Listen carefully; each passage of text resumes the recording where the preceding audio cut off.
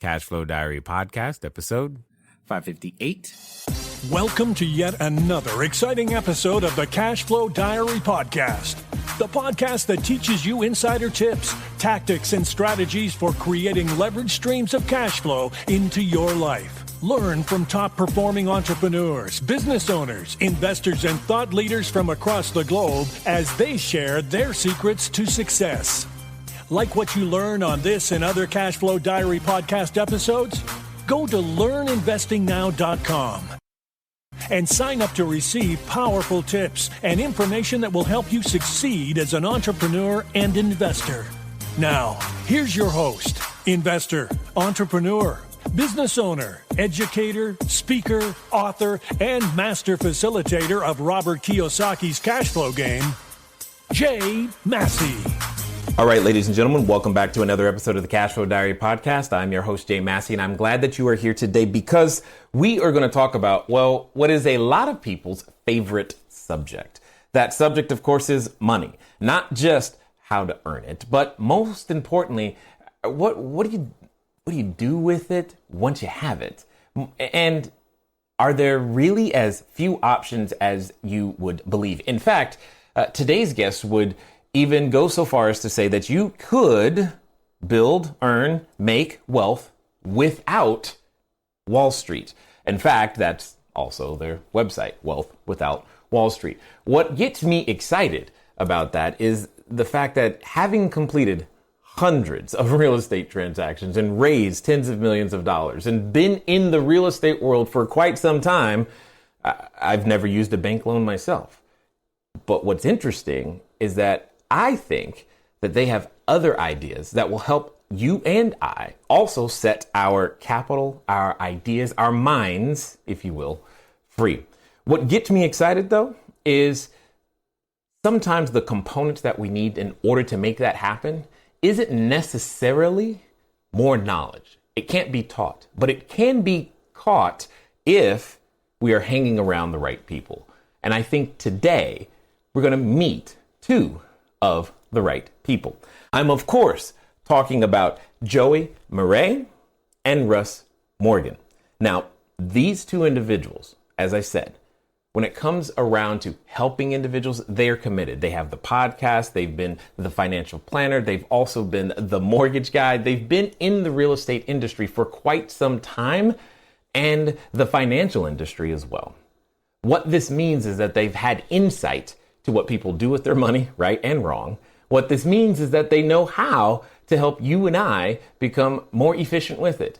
So here's what you and I are going to do right now. We're going to get ready to listen, love, and learn from Joey and Russ. Guys, how you doing? We're fantastic, man. Thanks for having us on. Yeah, what an amazing intro. Glad to be here. Well, thank you very much. You guys make it easy when, well, you do stuff that I know. You know, that's what I like. That's what I like. Now, before we get too far deep into this, one of the things that I have to do is I have to ask you the same question I tend to ask everybody else. You ready? Yes, do it. All right. I tend to look at today's entrepreneurs a lot like yesterday's superheroes. You know, Spider-Man, Hulk, Batman, Superman, etc. Because I think entrepreneurs and superheroes have a ton of things in common. For example, if you think about it, as an entrepreneur, I can easily envision myself flying around town, using our products and services, and saving customers one sale at a time. And yes, I'm probably wearing a cape at that moment. Also, though, like a superhero, an entrepreneur has a beginning. So if you think about Spider-Man, there was a time when he was just a kid going to school, doing his thing, taking photos, because he just wanted to have enough money to take Mary Jane on a date. That was it. Then one day he gets bit by a spider, discovers that he's got a superhuman ability, and well, he has to choose. You know, am I going to use this ability for good or for evil? So my question to you guys is, before Wealth Without Wall Street, before, Russ, you were the idea guy and Joey the stallion, before all of those things, before mortgage, before financial planning, before the things that everyone knows you for today, what we want to know is, who is Russ Morgan and Joey Mure? Well, you know, you mentioned superheroes. So when I was a kid, one of my favorite uncles used to give me green Tic Tacs, but he called them Hulk pills. and that was something. Every time I saw him, he wanted to give me a Hulk pill, and I knew that forever. And it's an amazing thing. And that imagination, I think, has always been a part of my background. Is envisioning something bigger or better than where I am. So I grew up literally. My parents divorced when I was a really young child, and so my mom, knowing that she's going to have to raise my sister and I, who was 6 years older than me, went back to school, went to college, and completed about 2 years worth of coursework in a year and 1 quarter. But during that time frame, she had to basically let my sister, who was in the 8th grade, me in the 2nd grade, manage herself. And I just remember just imagining ways to help her. And one of the things that I did as a young kid is I came up with $10 for her graduation. I walked equivalent about 1.5 miles as a 7-year-old kid down a busy freeway to get her two little fake crystal candle holders. And when she realized that I had done this, when she opened this present, that was like the thing that has always been kind of a motivating. So for me, it's always thinking back to how do I imagine to help my mom? How do I help others? And just from a young age, motivation has always been my key. Wow. I'm sure she probably burst into tears and was a mess on that one. She really was. I mean, literally. I mean, I think how did I come up with the $10? And I'll be honest, I don't even know. But more importantly, to know that me and my other little 7-year-old buddy walked down this major freeway in order to get to the mall. I think when she realized that happened, it was all that culminated into a lot of tears, I think. Wow. Got it. Okay. All right. That's you. Yeah, so I'll jump in and mention, I think you're also talking about superheroes. I think of the unconventional superhero that was huge for me growing up was the Italian Stallion, right? Come Rocky on, Balboa. Are you serious? Are we really going here? Okay. Dude, come on. I mean, that's what they call me on the show. Okay. I actually had in high school a 66 Mustang with right on the front of it, the Italian Stallion. Of course. So I've been living this for a long time, but it really started. I mean, you think about who Rocky Balboa was. I mean, this guy came from nothing. He was kind of behind, or he was the underling, right? I mean, he's sitting here having to fight Ivan Drago, right? I mean, this guy is the big bad Wall Street, if you will, right? Sure. And he's taking him on head on. And I don't, again, this is not a perfect analogy by any means, Jay. I don't mean to minimize Rocky Balboa, but I was the Italian kid growing up. And I remember distinctly, this is just one of those moments that kind of defines who we are as entrepreneurs, as business owners, as people. My dad, my mom saying, you know what, we really want more for you. We want you to go to school, but you're on your own. By the way, we don't make any money. They work for the Salvation Army, which is fantastic. I mean, they make an impact in other ways than dollars, right, in people's lives, which that's been a huge part of who I am. But the other part was, hey, we have no money, and you have to do this on your own. And I remember, I'm probably 2nd, 3rd, 4th grade, something like this, and having my dad have that conversation. And I'm like, okay, well, we're going to have to make this happen. So how do people go to college without money? Well, you got to get a scholarship, right? And so I just remember making it okay, I'm going to be so dialed in on my education that I'm going to get a scholarship. I don't even know how the end works out exactly, but I'm going to be the best I possibly can. And I remember in 5th grade getting a B for the first time. And going home and crying, thinking, okay, I've messed up my opportunity to go to college. Nobody's going to take me with a B in 5th grade. Well, obviously, obviously, 5th grade doesn't count in terms of that whole deal. And so I learned that after the fact. I was like, man, I wish somebody would have told me that before I went home crying. But, all through middle school, high school, I excelled. Ended up being valedictorian in my high school. And that afforded me a free ride to the university that I went to here just south of Birmingham, Alabama. And it was kind of like that final, wow, I did it. Like I defeated Yvonne. I made it to college. Right. And so anyway, again, I'm not the Italian stallion, the Rocky Balboa, but that's who I would kind of, picture myself. Got it. And you are definitely the first to even mention Rocky as a superhero out of the hundreds of people that I have asked this question to. So now, a lot of people would agree with you though. Now that you said it, they'd be like, "Of course, man. He's like America's superhero, like not Captain America, but Rocky Balboa." Right. No, and when you put it that way, it totally. It makes sense. And I think something interesting from what both of you have said that I think is applicable for nearly every entrepreneur, like for you, Russ, when you're, and because this is so true, it didn't matter to you. Your safety was irrelevant. How you got the $10 for the candles was irrelevant. None of those things, because entrepreneurs ask this all the time. I want to start a business. That's how it starts. They have an idea, and then the first thing they go is, where am I going to get the money from? That was not something you were willing to let limit you, because making your mom happy or doing something for your mom was way more important. You just did not care. In fact, your friend probably came along and didn't even know why, and it didn't matter. He was there because you enrolled him in that process. And Joey, you were given a gift so early, because oftentimes when we want to go somewhere, we fail to take inventory of where we are. And again, that's the thing. Entrepreneurs will constantly go, well, this is the year that I'm going to make, 6 figures, 7 figures, whatever it is. But your parents gave you the gift of knowing, hey, here's what we see for you. Here's the vision. We have no clue how you're going to get there, because we don't have the resources, but we believe it can happen. And I think that's like an amazing thing. And I don't know if either of you have ever thought of it that way, but that's what I hear. Oh yeah, no, that you're right on. It's amazing how you hear those stories, and you're applying it to what, like, now we know as entrepreneurs and business owners, it is exactly what you're saying. Well, and I've heard that too. Like what you've learned by the second or third grade is literally the way that you process life as an adult.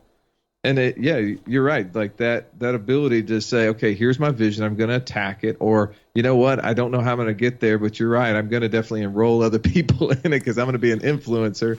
I'm going to use imagination to create. We're going to make this thing happen. Don't tell me that I can't walk 1.5 miles across the freeway. I'm going to do it. Don't tell me I can't start a business. I'm going to do it. Correct. And those are the things that don't matter. I mean, at that moment in time, Now, I've got some questions here. Take us on a quick abbreviated version of the journey. How do we go from giving your mom, the candles or candle holder, I think it was, and having having a meltdown over a B in the 5th grade, all the way to wealth without Wall Street? How does that happen?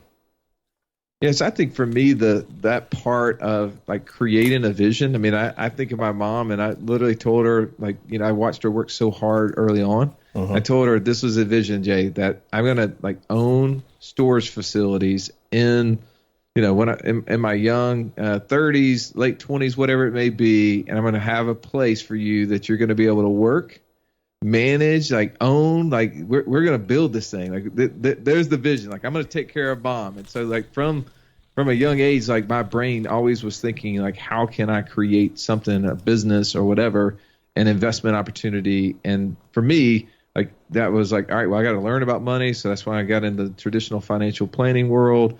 It didn't take long for me to figure out that world didn't work the way that I was taught. Preach it, bro. A lot Preach of ups and downs, but at the end of the day, it was, like entrepreneurship, ownership. it all fell in line with, first, how do I help mom, how to take care of her, which, by the way, we don't own any storage facilities and she's not working them. But, it all was based upon that vision. Understood. Got it. Joey? And for me, from going into the seeking education as a solution to the problem, really was what it was for me, is like, okay, how do I get to the end, which I've been told, okay, well, college, having a degree, being the first in your family to have a degree, this is the end goal. I gotta put everything behind this. That really didn't necessarily lead me to this end, except that it showed me that what was possible, right? That I do have no limit on what can be possible. And that my experience in college led me to really seek out mentors at that time that ended up guiding me, directing me to say, you know what, there are ways in the business world that you can be impactful. You can have impact. And I think that's the part that I borrowed from my parents as well. Their involvement with the Salvation Army is all about impacting people's lives. But these mentors now were sharing from that standpoint, you can do that through business ownership. You can do that through the business world. And so I started to kind of navigate. I love math. And they said, man, here's the mortgage business. So I was like, wow, this makes a lot of sense. And I transitioned into that right out of college and spent 11 years doing it excellently, growing a team. I had 25 loan officers when I finally gave it all up and was doing over 20 loans a month personally, working about 172 hours a week, it seems like. But that led me to then working with Russ as a client first and learning I want my money to do something differently. I'm making a lot more money than I anticipated I would be making at this age, but it doesn't seem to be working like the way that I anticipated. Once you start making more money, it should start growing faster and all these things. Well, those things weren't working out, and so I needed alternatives. That's where I met Russ. Now, Russ, I have to ask the question because I mean I know why I made the choices that were made, but when it comes down to the concept of wealth without Wall Street, you at this time were the ultimate representative of everything they stood for. What is it why the name? There's a reason you guys felt strongly enough to go, this is what we're leading the market with. What is it that we find when it comes to wealth without Wall Street? Jay, I think success leaves clues, right? You look and see what other people are doing with money. And that's, I guess, one of the benefits I had as being the typical or financial advisor is that I got to see what a lot of people were doing with money. And even though, my job was to sign them up to the Wall Street game, right? To get them in the 401k, the IRA, the mutual fund, the stock, whatever it may be. That was my job. And they would always put a little money there. But when I really would dig underneath the surface, I'd see where the real money was being made. And it was never in that. And so for me, one, I knew the wealth was without Wall Street. But to be honest, when the market crashed in '08 and I was sitting there, like Joey said, looking toward mentors, my mentors all had their palms up to the sky too. Like nobody knew. Like nobody knew. Of course, soon after all the marketing came out and they gave you a reason how to combat it for the next trip. But the reality is nobody knew what was going on. And that immediately told me I can't be a part of this. Like my job is to help people. And if I don't know, and the people that I look to for knowledge don't know, this is not the game. And it all kind of started to fall into place as I started seeking new mentors that, man, the wisdom is in wealth and the wealth is without Wall Street. Okay. So if we're not going to use Wall Street, then what are we going to do?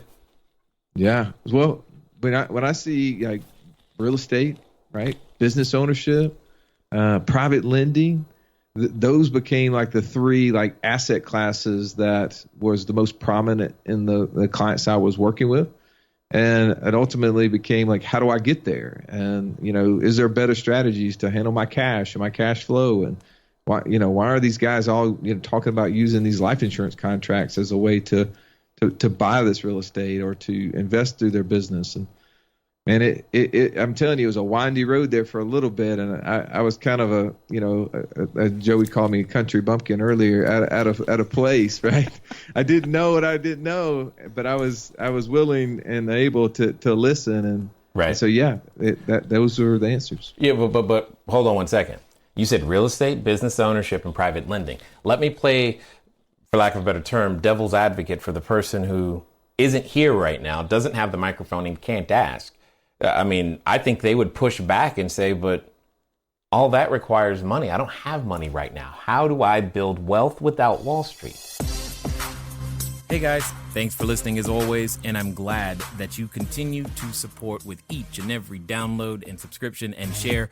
One of the things that I want to ask you, though, is where are you listening to me from right now? I know some of you, maybe you're on a treadmill, maybe you're washing dishes, maybe you're walking that dog, and some of you are actually in a vehicle driving right now. One of the fun things that you can do, get some of your time back, is begin to living a car-free existence. But even then, it can be a little complicated. So one of the things that I want you to do is I want you to go over to Zipcar. Go to joinzipcar.com/cashflow diary. It's a way that I am able to still go get a car just for a few hours, very, very simply, so that if I have a lot of errands to run and sheets to drop off and running to the short-term rentals, or if I just want to go for a long trip up to LA and back, etc., I can rent a car for a very, very short period of time. And the cool part is I don't even have to pay for any gas. Again, go to joinzipcar.com/cashflow diary. So I think you have to start with the very first two. So what Russ is talking about, we have 5 pillars of Wealth Without Wall Street. Got it. And I think if you think about them in a logical step-by-step, the first one starts with keep more of the money that you make, and that's cash flow, right? Which just happens to be the name of your podcast, right? Cash Flow Diary. So we didn't make that up for this show. I promise you, okay? And that has to do with, okay, where am I unnecessarily spending or losing money that I didn't realize was the case? So, for instance, we employ tax strategies to hold on to more of the money that we're making and not to send that to the IRS without thinking first about, is there a strategy I should be employing here? So we have clients that came to us paying over $100,000, $200,000 in taxes, saving 30, 40, 50% of those dollars now that they were, again, was right under their nose the whole time. So that's one place that people can find cash. The second would be debt strategies under that cash flow pillar, if you will. How do I pay off debt? Those things are necessary to have at certain times, but how do I then get those debt strategies in line to help me, not just the big banks and Wall Street? Well, and I think a part of that too, Joey, is that, and we found this out very early on, Jay, is that the strategies and efficiencies that the wealthy use are, one, they understand other people's money. So you mentioned, well, I don't have any. But as you know, and you said that, I mean, most people buy real estate all the time and they never use their own, right? But they have to understand the processes. Maybe they have to be in the right credit position. So yeah, paying down debt and being in a good credit position is a wonderful thing. But really, people separate their money all the time and give it away. I was on the phone today with a guy that has a CPA background, owns manages like 300 different rental properties for the company that he works for. That's his job, to go evaluate properties, buy them, manage them. Yet he still on an annual basis is sticking $30,000-$40,000 a year into these qualified plans that he comes out and says, I know nothing about. Whoa. What? I mean, I think I heard what you said, but I'm like, what? Yes, exactly. But really, most people, they follow that herd. They separate themselves from cash. And so when they say I have no cash, the reality is they don't have access to cash. They've put their cash in places that they can't use and in places they don't know. And so our number one approach to everything is invest in what you know invest in yourself because that's who you know the best. And literally the best investment you'll ever make is in that. And if you can create that into a business, even better. You know, there's something that you just said right there when you said you separate them, when we separate ourselves from cash, that I think is very important because there's and I don't know, maybe you agree, disagree, but it seems as though there's, and I don't want to call it a conspiracy, but there's a common thought of, you know what? You don't know what to do with your money, so give it to me. Does that make sense? 100%. Or you're not smart enough. Right. So they've confounded the entire investment process by putting different terminology and jargon out there that gets as under my marketing nerves. in a reason to say you just don't know enough. Let us handle it for you. And it's the biggest lie that we've been fed, and we buy it. I mean, as a whole, our country buys it hook, line, and sinker. And that gets on my nerves every time because it's like you didn't need to use such a complicated term when what you're describing is simply return on investment. Yeah. You know, you're just saying, hey, this is how much money you get back. You don't have to use a 12-syllable word to mean that. Anyway, I'm about to get triggered here in a minute. That was, yes. And what's worse is that oftentimes one can be made to think that it's impossible to learn so many words or terms and things. I started, and I wish people were there to actually see me. What I started doing is I literally started, anytime someone said a word, and again, it's the same stuff Mom always said, but I went to Investopedia when they first came out. Anytime they said a word, I'm like, I don't know what that is. It was a long list, and it took a while. And all I did was look them up and go, oh, that's what you meant? And I kept finding myself doing that. It's like, oh, well, why didn't you just say that? Over and over and over again. So when it comes down to it, when you guys over there at Wealth Without Wall Street, when someone comes to you, why do they typically seek you out? What do they find when they get in there? What problem, ultimately, are they looking to solve? It typically is, what do I do?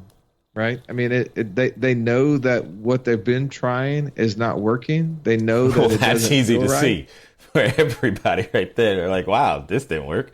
But what else? Be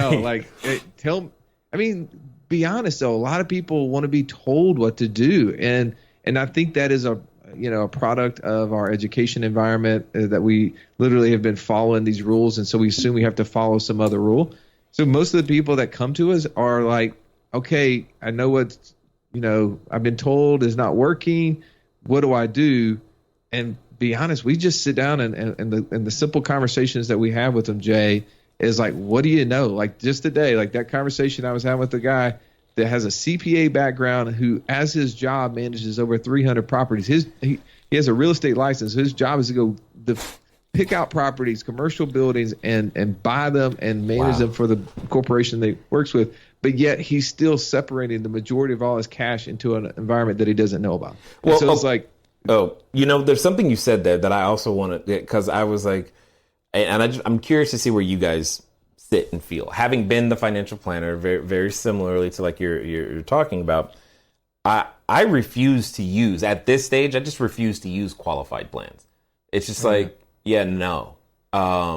Just no. Between their illiquid nature is so limiting for so many people. I think I don't know, maybe I'm being a little extreme, but if we actually did away with qualified plans and forced people, that would be like the wake up call. Look, no more qualified plans. Now you have to figure it out, and I think that would help everybody. What do you guys say? I agree 100%. So coming from the background of finance, everybody at some point has probably bought something, most likely their house, right?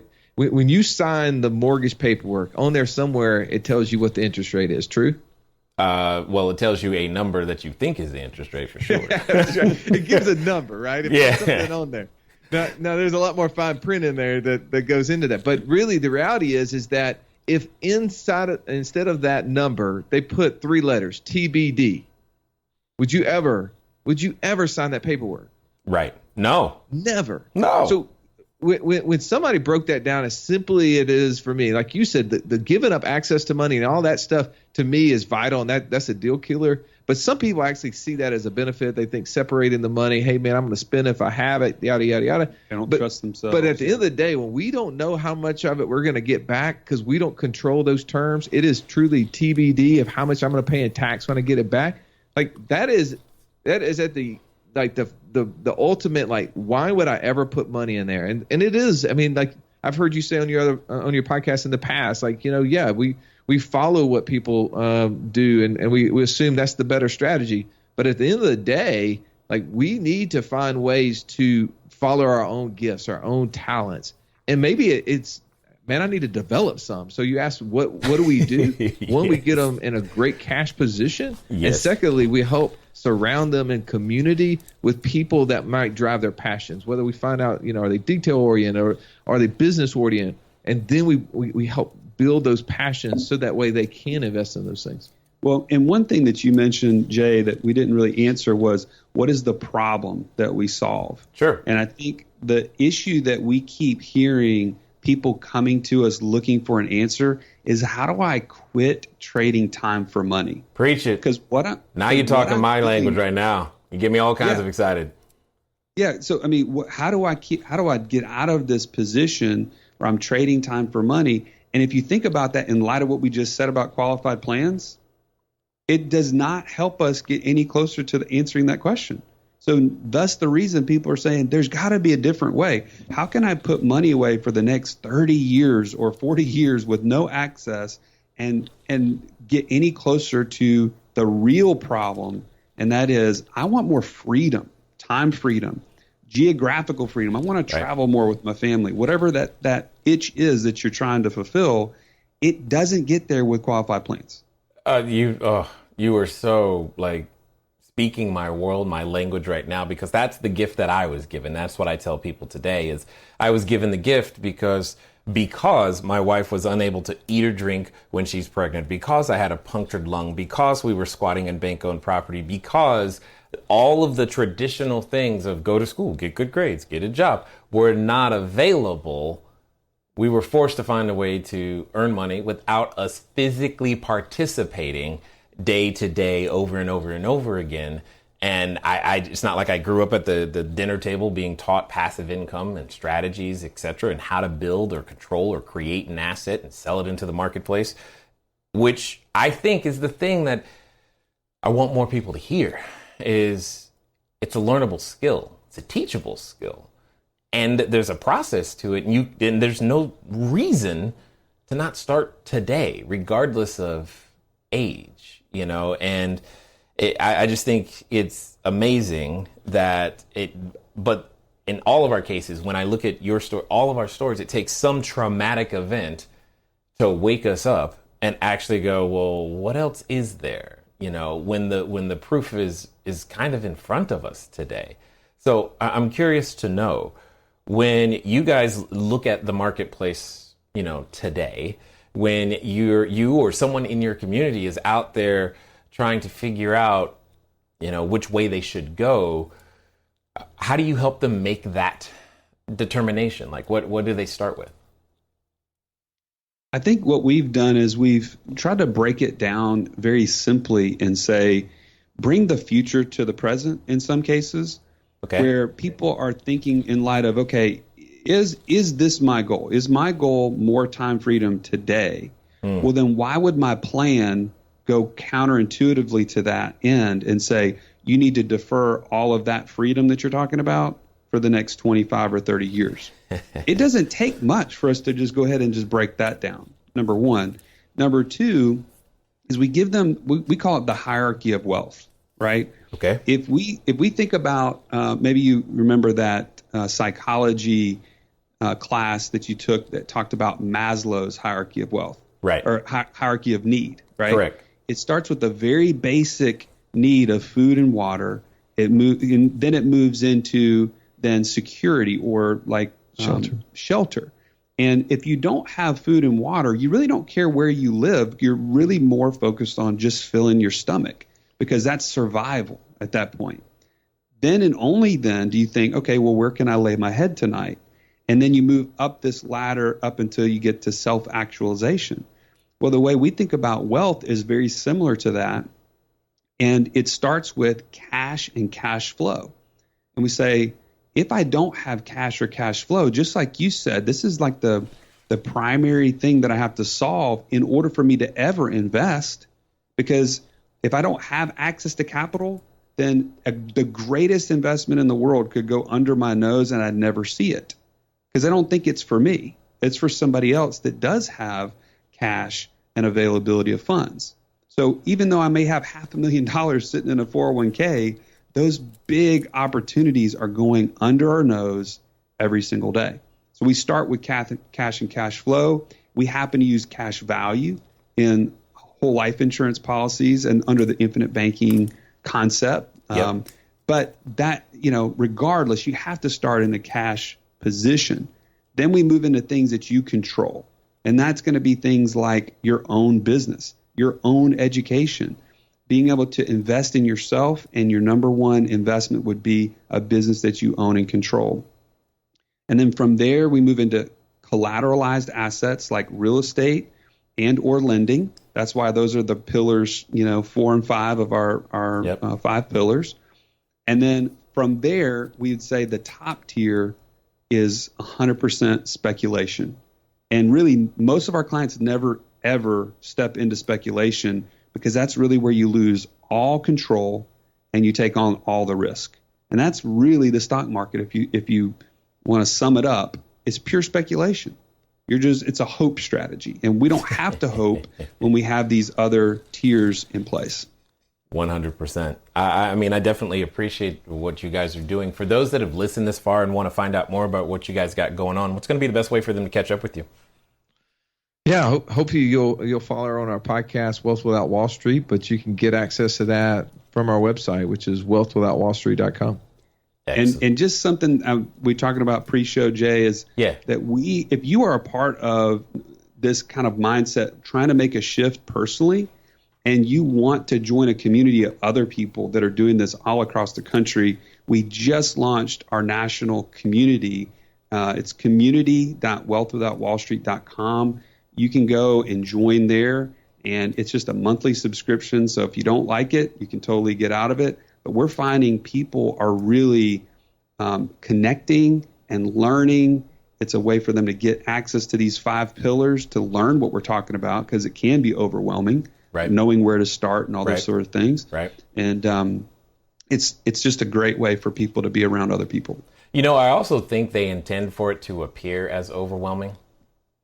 100%. I again, I don't want to go down some tinfoil hat conspiracy theories, but I'm just saying, in general, I think that was a part of somebody's plan somewhere. I'm not saying who, can't even point any fingers, so don't be coming after me. Don't send me no emails. I'm just saying, in general, it can feel that way, and I get it. Now, as we wind down, I've got a final question for you because I'm really curious to hear your answer, because there's a number of people who have been listening this far. And they started this call possibly in a completely different mental state, emotional state, financial state, feeling like there was no hope. There was nothing but confusion. It was an impossible sea, a morass of information that they could never understand. But yet now they've listened. They've heard, wow, these are nice guys. They sound approachable. They sound like human beings and they would treat me right. And all of that stuff is what they've heard. And maybe now they're at what I like to call the precipice of decision. It's that point where you draw that line, or that proverbial line in the sand, where you say, you know what, I'm going to do this and I'm going to go in this direction. Now, gentlemen, like I know, when it comes to human beings and changing our habits and doing something that's new, we often have a companion when we get to this precipice of decision. And that precipice, oh man, it can appear to be scary. And the companion comes in the form of a voice, and it reminds us of things like why it didn't work last time. And are you you're going to do something for that's not a 401k? Are you okay? I mean, don't you understand it? I mean, that's why the government put it there for you. You're literally going to try to build your own retirement, and it's going to instill doubt. And for some people, they're related to that voice. So my question to you is as follows. Let's pretend that this time it's going to be different. This time they're actually going to follow through and do what you say, and they're going to do so in the next 24 to 48 hours. Gentlemen, what should they do? Right now, go to community.wealthwithoutwallstreet.com. You join that community. You see other people doing it. Right. People follow the herd, and it's Simon Sinek has the circle of safety talk that he talks about, where when people are willing to take risks, as long as they know there are other people out there taking it, and that's Right. what suckered us into the wealth with Wall Street mindset. And for us, it's like surround yourself with people. Surround yourself with people to know that you're doing the right thing, but follow people that are actually breaking that mold, that feel and look a lot like you. And what we have found in that community is that when people start sharing their stories, and it's stories of the guy who's starting with $10,000 a year to try to create this, is all the way up to the person making $5 billion a year. But it's the guy who we interview on the podcast who had 11 homes when we met him 2 years ago that now has 64. It's the story of the guy who invested in a business, that's worth $600,000, and then in 2 years it's worth $5.5 million. It's those kind of encouraging things that says I can do it too. And be honest, you just have to surround yourself with people. The old saying that your net worth is in your network, and this is the network. 100%. I like it. I've often told people that there's people who know what to do, but don't know who to do it with.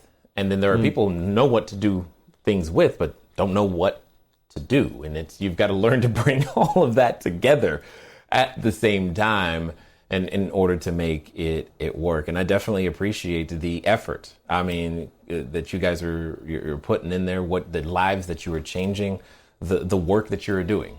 And because I know personally, it's not easy, and it's not always filled with a whole bunch of thank yous. But at the same time, it's what drives us. It's what's necessary. And I just want to be the first to say thanks for taking the time to share your knowledge, your wisdom, and your insight here with us today at the Cashflow Diary. Man, it's been our pleasure, Jay.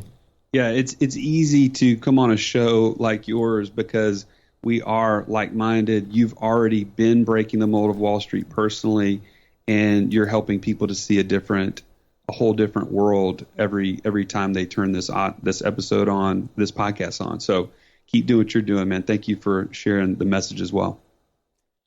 All right, ladies and gentlemen, you know what time it is. It's time for you to move at the speed of instruction. What does that mean? That means wealthwithoutwallstreet.com. When? Now. Why? Because you already know that what you're doing isn't working. I mean, dude, just pull up your, 401k report. You've seen it. The number doesn't look good. That's why you don't look at it. Now you can do something about it. Take that control. You can learn. You have learned, and you can make it better than what it currently is. What you're starting with, completely irrelevant. That you get started, the most important thing you can do today. Ladies and gentlemen, it's been fun talking to you today. I look forward to talking to you soon. Until next time.